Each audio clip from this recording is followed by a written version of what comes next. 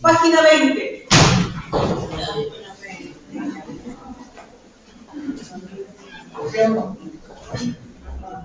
Empezando. Llena los corazones de tus fieles y enciende en ellos el fuego de tu amor. Envía, Señor, tu Espíritu para darnos nueva vida. Y renovarás la paz de la tierra. Padre, que has iluminado los corazones de tus hijos con la luz del Espíritu Santo, haznos dóciles a tu Espíritu para buscar siempre el bien y gozar de tu consuelo. Por Cristo nuestro Señor. Creo, Señor, que estás aquí presente, aunque mis ojos no te vean, te siente mi fe. Aparta de mí los pensamientos extraños. Haz que comprenda las verdades que en esta ocasión quieres enseñarme, que me decida practicarlas. Habla, Señor, tu Hijo escucha. María, merecedora de todas las gracias, tú que escuchabas a tu Hijo y guardabas sus palabras dentro de tu corazón, ayúdame a que escuche y que siga la voz del Señor. Amén. En nombre del Padre, del Hijo y del Espíritu Santo. Amén. Vamos a tener que hacer un poquito más corta la escuela. Porque, ¿no? Amén. Amén. Amén. Amén. Este nuevo siglo, por llamarlo de alguna forma, vamos a empezar la escuela de verano con la continuación de lo que fue el año pasado la escuela formativa. El año pasado se realizó los textos de la Biblia y quedaron 4 temas que nos alcanzaron a pasar, entonces los vamos a hacer este verano. Son Hechos de los Apóstoles, Cartas Paulinas, Cartas Católicas y Hechos de los Apóstoles. ¿Ya? Apocalipsis. Apocalipsis. 2 veces, es que quiero que anotarlo 2 veces.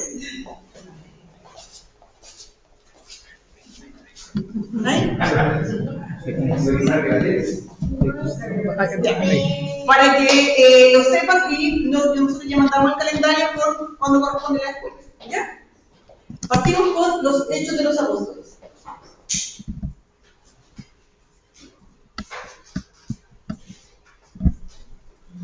Ahí vamos a tener toda la información de la pantalla.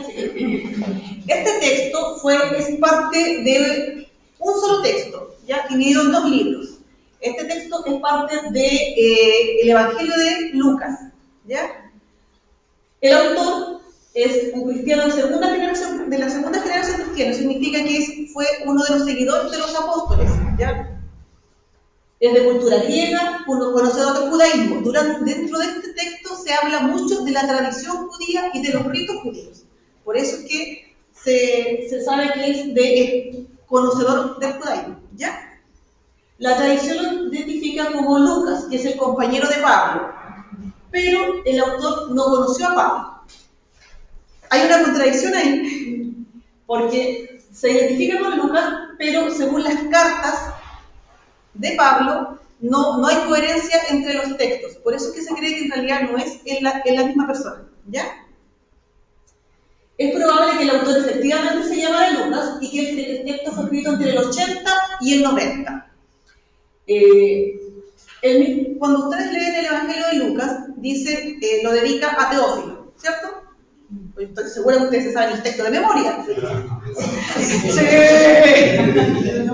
Los Hechos de los Apóstoles también el texto comienza dedicándoselo a Teófilo. Y los que estuvieron en esa ocasión en esa escuela, que la dio un conocido mío, alguien que ubico, les comentó lo que significaba Teófilo, que era amigo de Dios.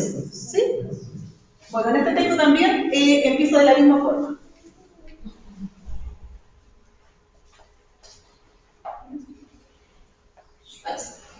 El texto busca abordar 3 temas que son de importancia para el autor, ¿ya? El primero, que es la relación con el Imperio Romano. Había escritores que decían que los nuevos cristianos tenían dificultades con los romanos y por eso eran perseguidos. Pero lo cierto es que no era así. Los cristianos nuevos tenían conflicto con los judíos, no con los romanos. Porque el cristianismo surge y hay que conocer el judaísmo. Los nuevos cristianos son judíos que reconocen a Jesús como Mesías. Siguen siendo judíos y siguen manteniendo el rito judío. ¿Ya? El segundo punto es el papel de Pablo en la comunidad. Recordar que Pablo primero persigue a los cristianos porque él era un judío muy celoso de su religión y desconoce el cristianismo, por lo tanto los persigue, y después él se vuelve cristiano. Y el papel de Pablo en la comunidad es porque él va evangelizando y va llegando a nuevas comunidades. ¿Ya? Y el tercer punto es mostrar la aparición de estas nuevas comunidades cristianas. Estas nuevas sinagogas se le llaman en ese momento, que son comunidades judías que reconocen a Jesús como el Mesías. ¿Ya? ¿Claro? ¿Sí? ¿Estamos? La voy a hacer bien corta porque tengo muy poco tiempo.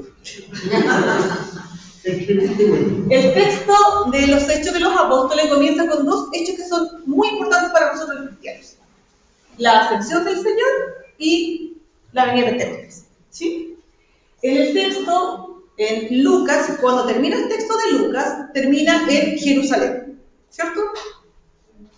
¿Cierto? Sí. Yo voy a pensar que ustedes no han leído nada del Evangelio. En el texto de la ascensión, Jesús, cuando se despide de los apóstoles, dice este texto: pero el Espíritu Santo vendrá sobre ustedes y recibirán su fuerza para que sean mis testigos en Jerusalén, en toda Judea, en Samaria y hasta los confines de la tierra. ¿Ya? Este texto es súper importante porque, como le decía Jesús, el texto de Lucas termina con la crucifixión de Jesús en Jerusalén, ¿cierto? ¿Cierto? Sí. Voy a empezar a matar patas por lo que se están pasando. Y aquí habla de Judea, Samaria y hasta los confines de la tierra, porque el texto de los Hechos de los Apóstoles empieza en Jerusalén y después empieza a dar bajar en este caso, subir, bajar. Depende de cómo se mire. Exacto, depende de cómo se mire. Y empiezan a recorrer diferentes lugares evangelizando hasta el concepto de esa época de los confines de la tierra era Roma, porque todo se centraba en Roma, hasta que Pablo llega a Roma. Y así termina el texto de los Hechos de los Apóstoles. Como decía el padre antes, hay muchos lugares donde aún no conocen a Jesús. Y ahí viene el texto de hasta los confines de la tierra. Y esos lugares donde tenemos que llegar. A pesar de que hoy día muchos católicos, cristianos, que no están en los confines de la tierra, sino que están aquí mismo, aún no tienen un encuentro con Dios.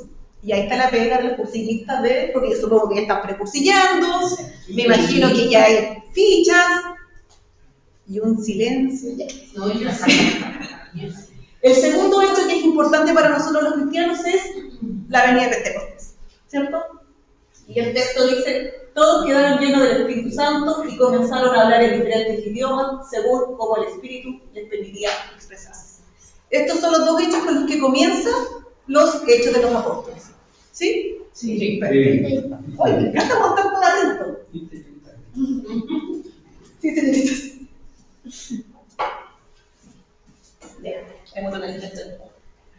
Empiezan estas comunidades con los primeros cristianos, ¿ya?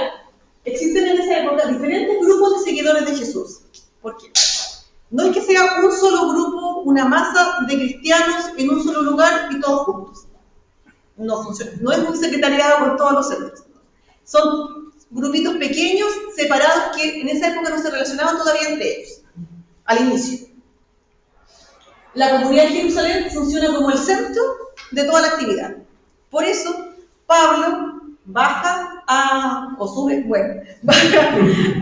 Jerusalén a encontrarse con Pedro, lo que se le conoce como el primer concilio.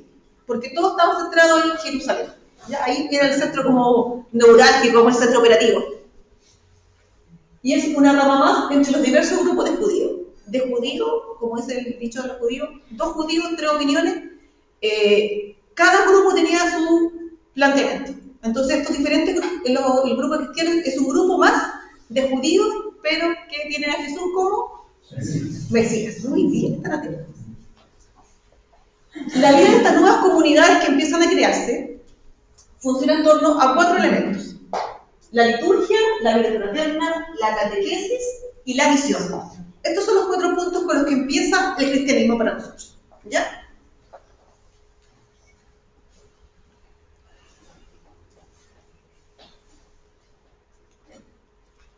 Lo primero entonces es la liturgia, que a través del bautismo son incorporados a la iglesia, ¿cierto? Sí. Muy bien, Rita.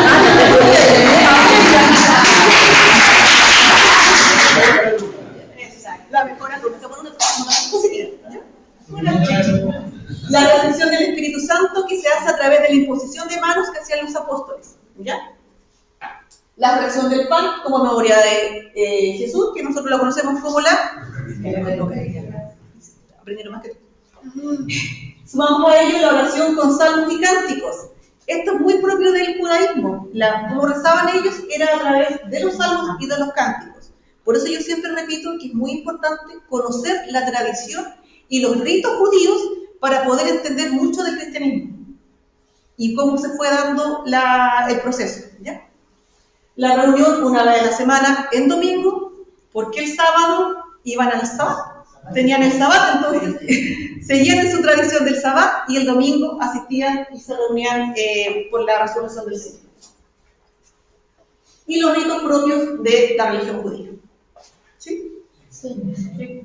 El conocer el judaísmo es un mundo aparte, pero es otra escuela. En algún momento vamos a hacer esa escuela sobre el judaísmo y hay alguien que sabe algo. Y particularmente la oración en el templo. El segundo elemento de estas primeras comunidades es la vida fraterna, ¿ya? Principalmente es una religión doméstica. Esto se refiere a que se reunían en las casas, ¿ya? No había todavía un lugar definido, tampoco era en la plaza, no era en una iglesia, en un templo, porque el templo estaba reservado para los judíos. Muy bien. Esto está fluyendo. Entonces se reunían en las casas y se iban visitando. Ponían los bienes en común. ¿Se acuerdan del texto dentro de los Hechos de los Apóstoles de la persona que vende sus terrenos pero no entrega todo el dinero? ¿Se acuerdan? Y que cae fulminado. Porque todo se ponía a disposición de todos. Ayudaban a los pobres y los necesitados, se visitaban unos a otros en las casas, acogían a los viajeros, a los peregrinos y los misioneros y buscaban vivir el amor fraterno. Así funcionaban estas primeras comunidades. Experimentando la presencia de Jesús en la vida diaria. Cursillo.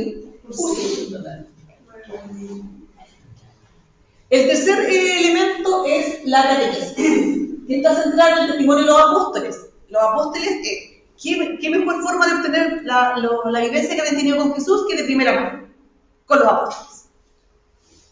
Es el anuncio de Jesús muerto y resucitado como formación para los sacramentos y la vida fraterna.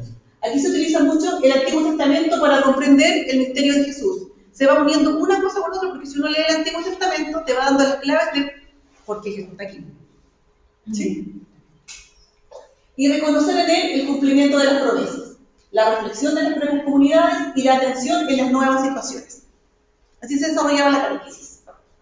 Y el último elemento es la misión, que es el anuncio del querigma y la necesidad del bautismo y la fe en Jesús para alcanzar la salvación. Inicialmente, todo esto estaba dirigido solamente a los judíos. Yo sé que ustedes, antes de esta escuela, se leyeron el texto de los Hechos de los Apóstoles. Obvio, ¿cierto? No, honestamente, no lo hice. Inicialmente estaba dirigido a los judíos. De hecho, había no dudas, sino que diferencias entre las comunidades, porque uno decía que tenían que convertirse al judaísmo, circuncidarse para poder seguir el camino cristiano. Otros decían que no era necesario. Estaban los grupos de judíos que no querían que el evangelio llegara a los paganos, y paganos que no querían relacionarse con los judíos. ¿Ya? Entonces estaba inicialmente dirigido solamente a los judíos. Después se abre. ¿Con quién se abre? Con Don Pablo.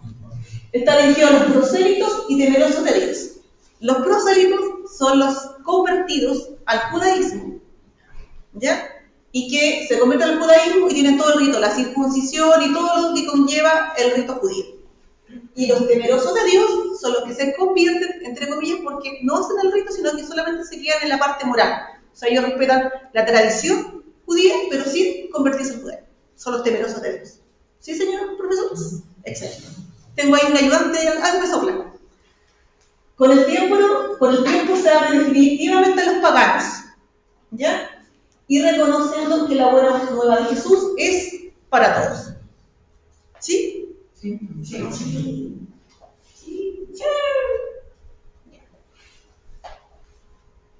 El texto. Esto es todo lo que sale en el texto de los Hechos de los Apóstoles.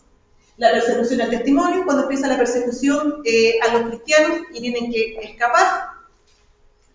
La formación, se establece el ministerio del diaconado.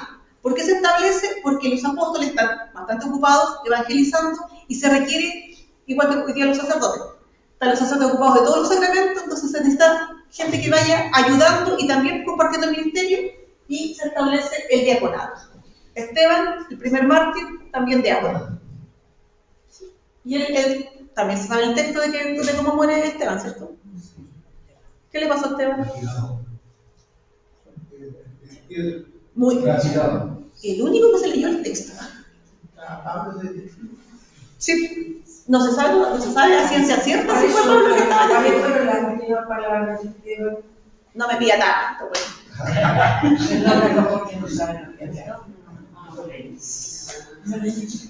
Venga usted.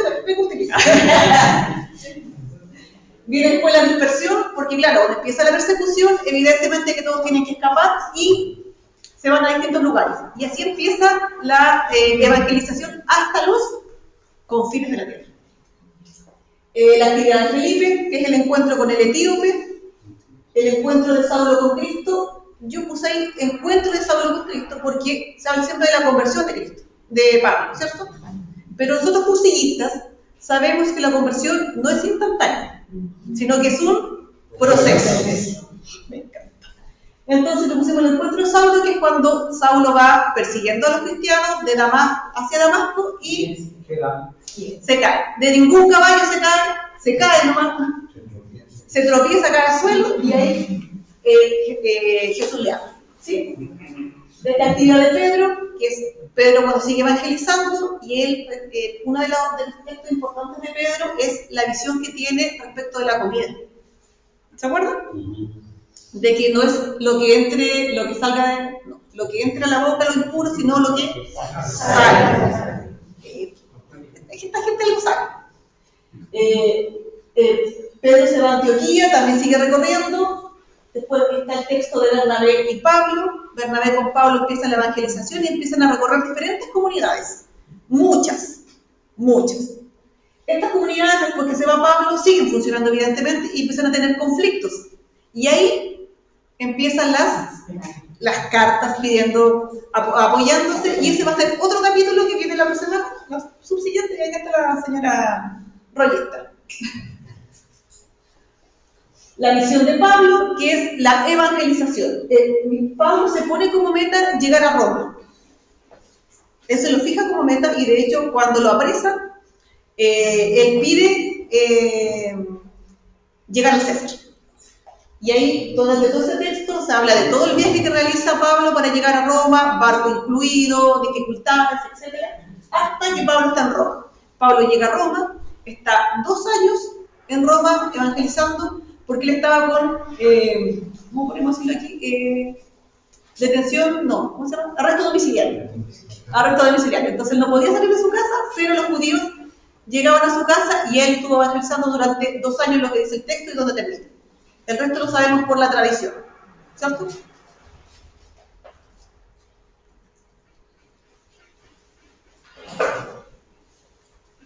Si bien el texto se llama Hechos de los Apóstoles, lo cierto es que no nos habla de todos los apóstoles. Nos habla de Pedro, nos habla de Felipe, Santiago, y más de la mitad del texto habla sobre Pablo. ¿Y quién es Pablo? Nació en Tarso de Cilicia, que es lo que correspondería hoy día a Turquía. ¿Ya? Es judío, de cultura griega, y es ciudadano romano. Tiene las 3 identidades. Pertenece a los fariseos, por eso es que persigue a los cristianos. Por eso es que persigue a los cristianos, porque él es celoso de su tradición, de su religión. Es un tejedor de tiendas, según lo que dice en los textos. Su nombre hebreo es Saulos y traducido al griego como Paulos. ¿Ya? Pasa de perseguidor de la iglesia a ser el más grande de los misioneros. La fiesta litúrgica es el, porque tenemos que celebrar nosotros porque es nuestro patrón. Y la iglesia celebra el día 25 de enero como la conversión de Pablo. Lo que no sé es qué significa eso de tejedor de tiendas, no lo sé. Lo que pasa es que en esa época es una actividad manual. Había muchas tiendas de tejidas. Como tenares. Como carpas. Y él era uno de los tejedores. Es un oficio manual. Es un oficio manual. Es una artesana. ¿Cómo reconocer la iconografía? Es muy interesante el tema de la iconografía porque va asociada a cada santo, tiene un icono particular. ¿Ya? ¿Cómo reconocer una imagen de San Pablo? Primero, porque tiene un libro o un rollo en las manos o cerca. Y eso se reconoce cuando es un escritor. Todos los que son escritores San Agustín también tienen un rollo. Una pestaña cayó. El segundo elemento que se le reconoce a San Pablo es la espada. ¿Ya? Nosotros conversábamos con José porque a veces muchas personas piensan que era un soldado porque tenía la espada. Pero no es cierto. Con los mártires se les pone como elemento el elemento con el que fue asesinado. ¿Ya? Por eso que la imagen de San Sebastián tiene las flechas. ¿Ya? En el caso de San Pablo, como fue decapitado, tiene una espada. Me encanta. No era soldado. También se ve la imagen con una iglesia o una basílica o con vestimentas dobles. Es típico representarlo escribiendo. ¿Ya? Así que cuando digan, la pregunta la va a contestar una persona. La primera imagen que está arriba está con la espada, y esa está en Roma. En San Pablo de Extramuros. Justamente, ahí está. Sí. Porque ahí está el libro cuando. De hecho, ya viene. Acá.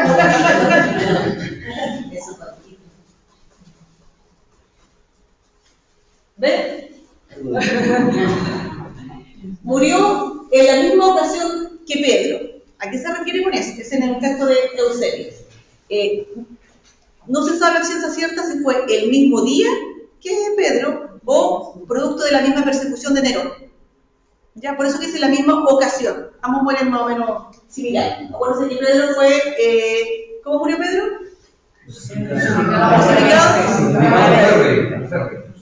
Y San Pablo muere decapitado porque él era ciudadano romano.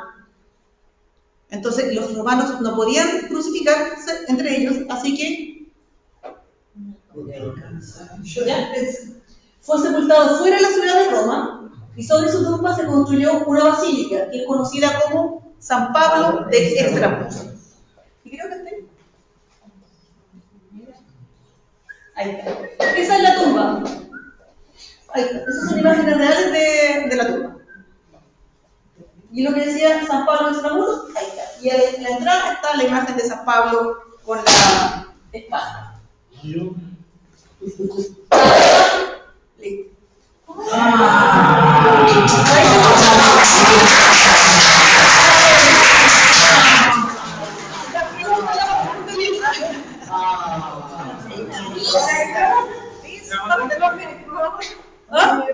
Hay pruebas. Vamos a hacer preguntas, está apagada la pantalla. Vamos a hacer a tomar más. Sí, Madre y diamante. El Jorge quiere preguntar. Diga. ¿Sabes que esa misma basílica de San Pablo de Extramuros, San Pablo, alrededor de esa basílica?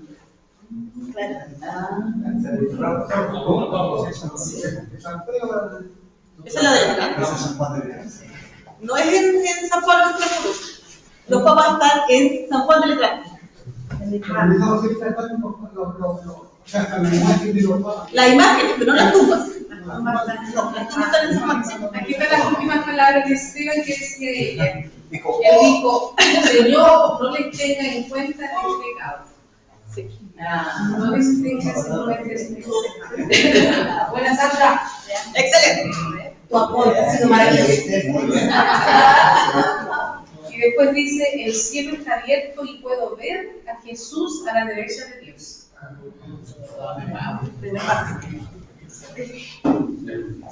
¿Vamos? ¿Vamos? Muchas gracias, lo que sería yo entonces este día. Próxima escuela del día 19.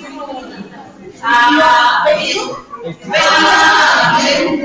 Amén, amén, amén. Próximo 22. No, si nos falta la oración final, Carlos.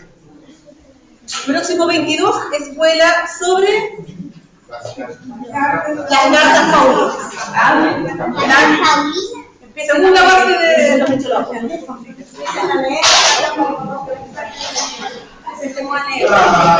Empiezan a leer las cartas para que vengan preparados.